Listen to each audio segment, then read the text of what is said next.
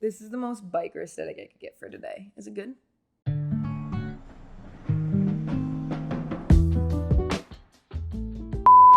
So, I'm back. Really, there was just an unexpected error in everything. I was in the middle of filming a Adobe After Effects video that I wanted to do. Realized that my 8-year-old computer was not gonna work and continued to just slowly implode. So I was like, hey, need a new computer. In my head, I was gonna go to the Apple store and I was gonna give them my old computer because they were gonna give me still a good amount of money. I think they ended up giving me $350 for an 8-year-old computer. So I was like, cool, that's fine. Let's do that. And then after I got done with all of that, they were like, oh yeah, it'll be here in 3 weeks. How does that sound?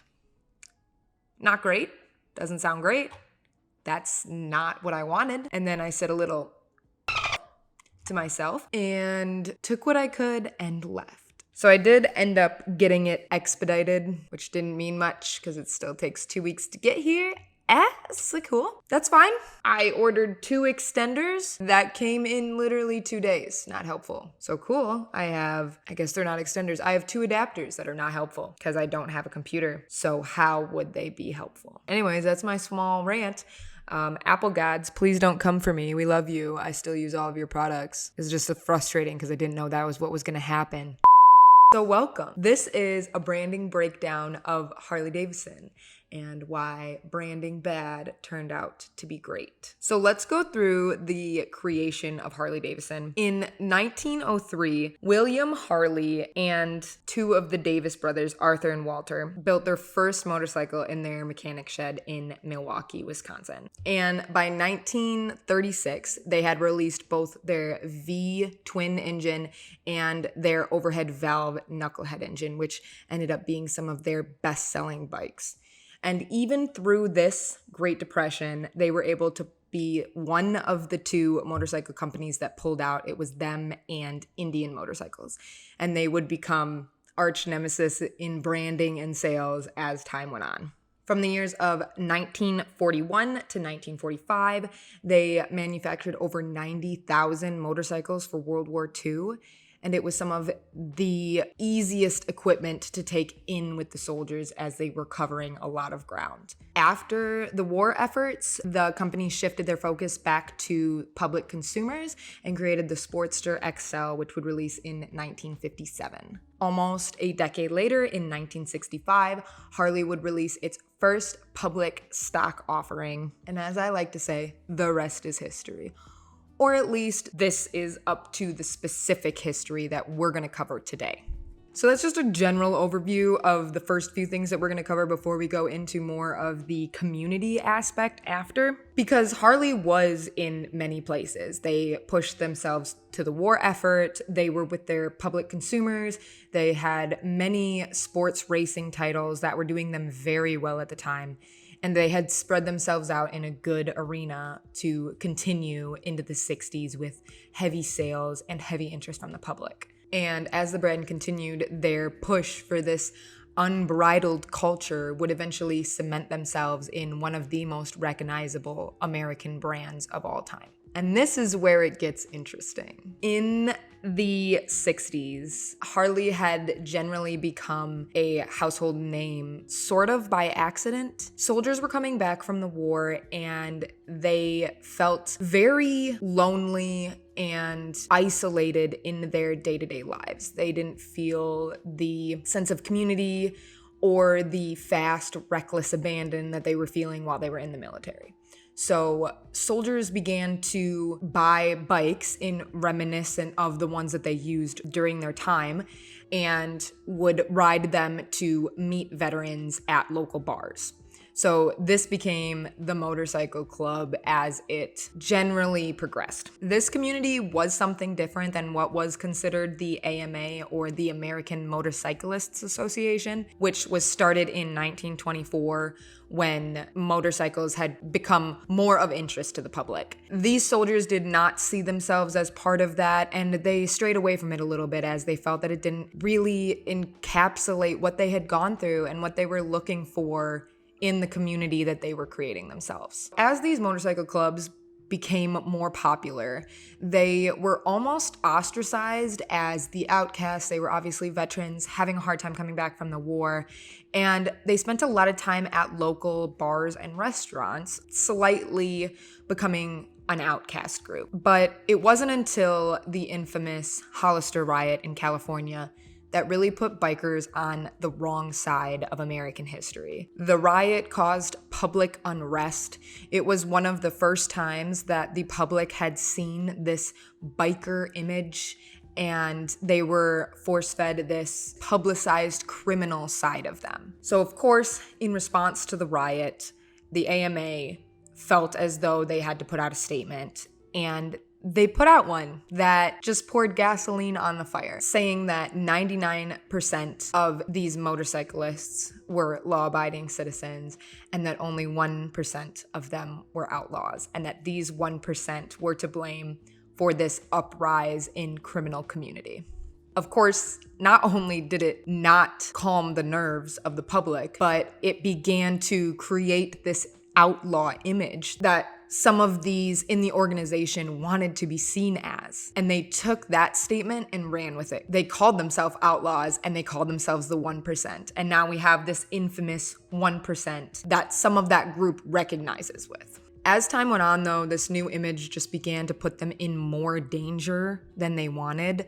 It became a bikers versus public, and the public was not willing to even entertain the idea of what they believed to be gangs that were sprawling in Middle America. This understanding of what bikers brought to small towns often ended in them getting shot at, being ran off the road, and even sometimes, if you were caught in smaller towns, lynched. And to make matters worse, police couldn't keep up with the new modded bikes, and real criminals started flowing into motorcycle clubs, as this is where they felt that they had found a loophole, that this was not a gang, and that the American law system could not ban motorcycle clubs because they were not inherently groups of gang members, and they didn't identify as that.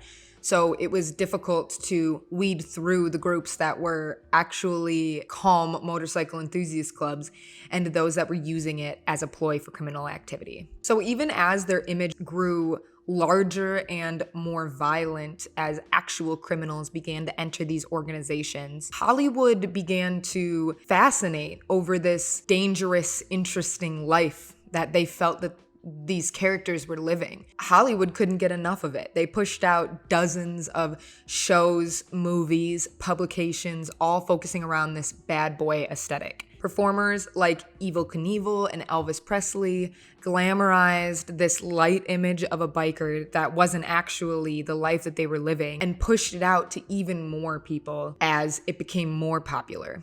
The biker image continued to grow, and it never really lost its edge. At least that's where the thread kind of comes in. That forever 1%, the outlaw mentality, the Hollywood glamour continues through the rest of its brand almost indefinitely.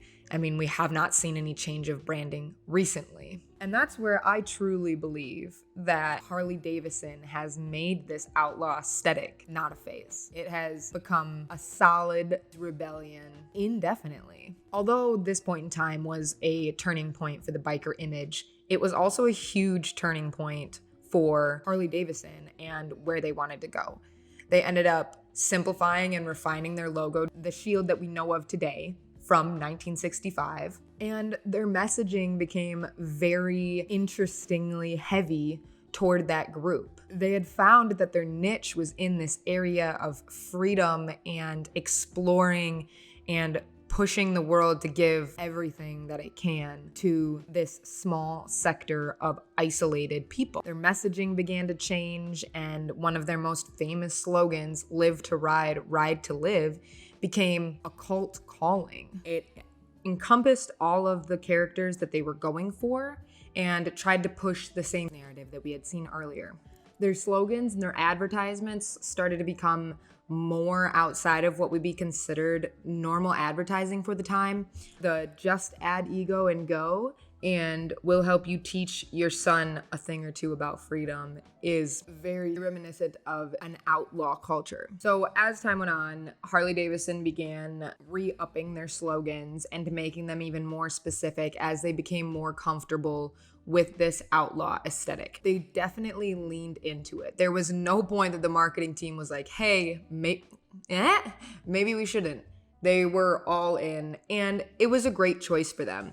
Moving forward, they had slogans including "It's time to ride," "Until you've been on a Harley-Davidson, you've never been on a motorcycle," and their newest rendition of this slogan in 2008, "Screw it, let's ride." So again, even into the early 2000s, there's no straying from this line. If you were to ever go to the museum or go to a Harley dealership, a lot of their slogans are "the first day of your life." They're pushing freedom, advance, general exploration of the world, which is exactly what their brand is. And there's been a lot of other motorcycle companies that just can't stick to one area. When you think of outlaw and you think of the traditional biker, I mean, it's an American aesthetic to begin with, but you don't think of Beamer motorcycles. Some people think of Indian, which is still an older rendition of that style era motorcycle, but you're not thinking of Suzuki's, but you're thinking of that big American Harley biker image.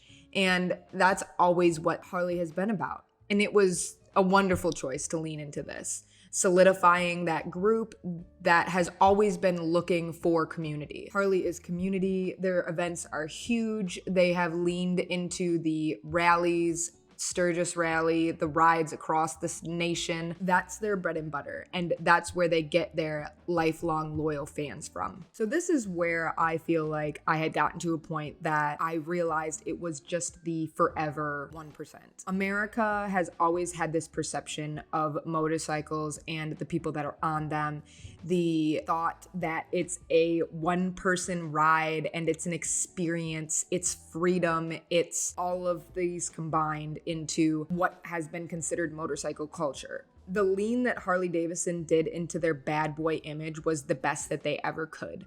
They're continuously being identified as the exact brand that they wanted to be and being sought after for those people looking for that type of experience in their life. Although Harley continues to have hardships, it's understandable. It's a company that is relatively volatile, even more than the automotive field. So as Harley has gone through its renditions, it's struggled just like everyone else, and its target market has surprisingly not changed.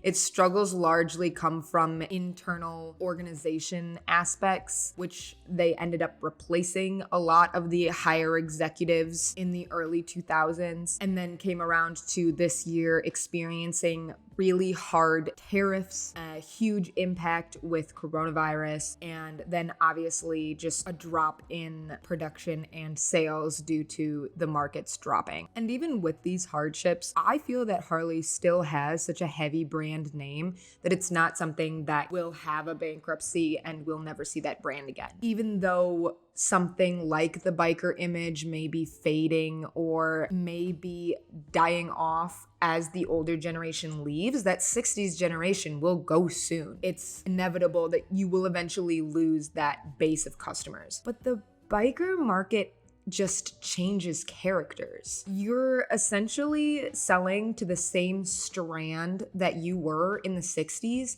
just maybe they're not covered in leather and tattoos. Maybe you're looking at hipsters and tech boys, because those are the people that are pushing forward with this individualized plan that we're moving forward with.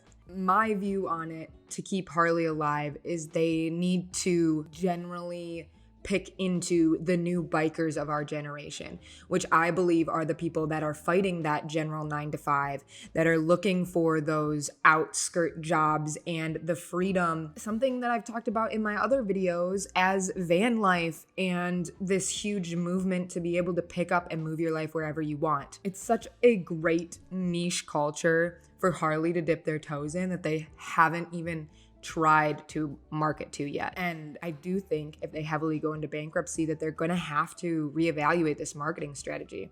You don't have to change much. The branding and the messaging's already there. You just need to adapt it to the next generation. So like we were talking about in the Ford video, and they say, your time has come, the next generation is here, this is where you can make your impact. Harley could very easily change their tone and move that toward those people looking for adventure, toward those Instagram nature influencers riding around in a van, toward those seeking out more of the American dream than just a 9-to-5 job. So Harley, if you're listening, not only can I run your marketing, but I can give you a direction for new customers. I do believe that Harley can continue with a wonderful brand legacy, and they can push through this small bankruptcy that they have here. So that was the first branding breakdown, and I'm thrilled to get to do the next brands that I'm thinking of. And if you have any brands that you would like me to cover that have an interesting brand story, let me know in the comments below. I would love to do that. Thank you for listening to me. As always, all of my socials will be in the following animation. Like, follow, subscribe, yell at me in the comments, whatever you'd like to do. I'm here for it. Thank you for coming. And I will see you later. Bye. That was fun. Let's do something that I get to yell about next time. Just take